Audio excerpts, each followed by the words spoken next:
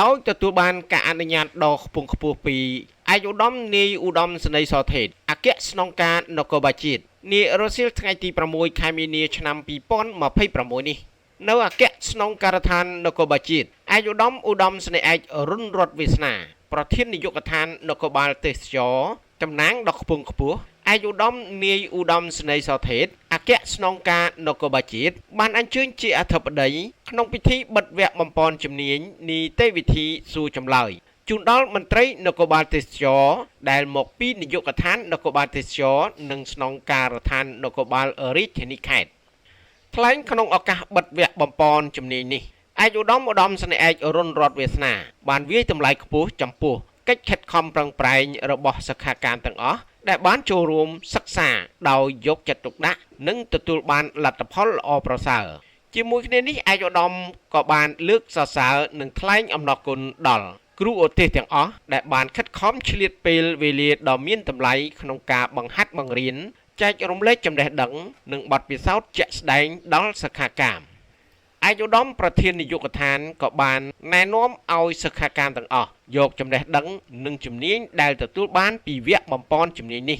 ទៅអនុវត្តជាក់ស្ដែងក្នុងការបំពេញភារកិច្ចប្រចាំថ្ងៃឲ្យកាន់តែមានប្រសិទ្ធភាពស្របតាមគោលការណ៍ច្បាប់និងវិជ្ជាជីវៈនគរបាលជាតិដើម្បីចូលរួមចំណែកក្នុងការរក្សាសុវត្ថិភាពសន្តិសុខនិងសណ្ដាប់ធ្នាប់សង្គមជាពិសេសលើកកម្ពស់មុខមាត់វិស័យទេសចរកម្ពុជាឲ្យកាន់តែល្អប្រសើរឯកឧត្តមស្នេហ៍ឯករុនរតវាសនា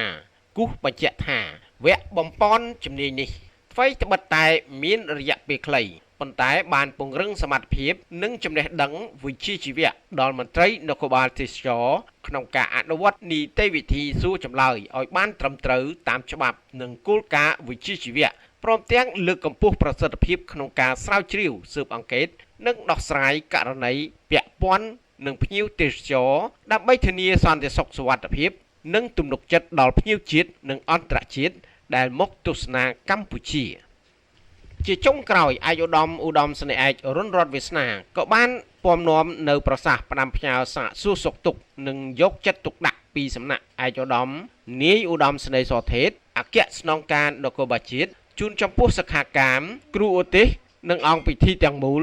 ដោយបានជូនពរឲ្យទាំងអស់គ្នា